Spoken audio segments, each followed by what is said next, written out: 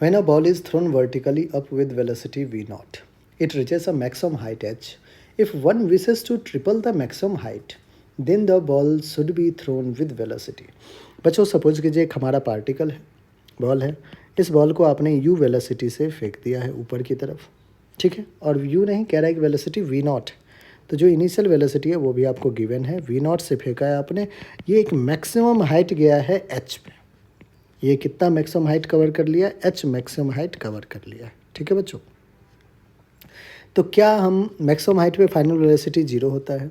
Equation use कीजिए v square equals to u square plus two a s. Final velocity zero है, zero का square equals to u कितना है v naught का square plus का two. Acceleration बच्चों नीचे की तरफ है, वी नॉट को आपने पॉजिटिव लिया क्योंकि ऊपर था, तो एक्सेलरेशन को माइनस जी और हाइट दे रखा है मैक्सिमम एच.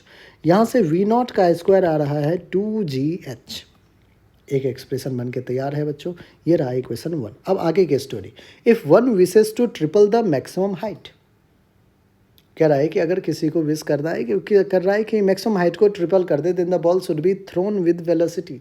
अब हमें नहीं पता बच्चों, यहाँ पे देखिए वी नॉट डैश लिख देता हूँ मैं. सेम इक्वेशन यूज़ करेंगे, वी नॉट डैश का square will be two into g. और क्योंकि टू जी कॉन्स्टेंट है, अगर आप यहाँ से देखें तो आप ये कह सकते हो कि सर एच डायरेक्टली प्रोपोर्शनल है वी नॉट के स्क्वायर के.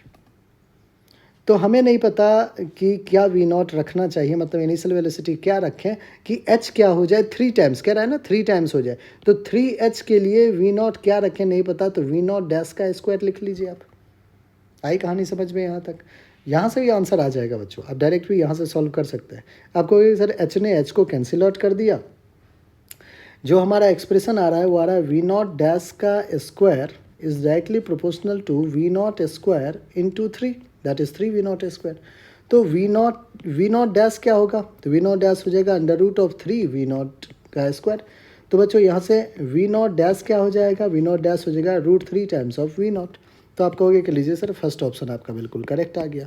तो अगर आपको थ्री टाइम्स मैक्सिमम हाइट करना है तो रूट थ्री वी नॉट से आपको फेंकना होगा.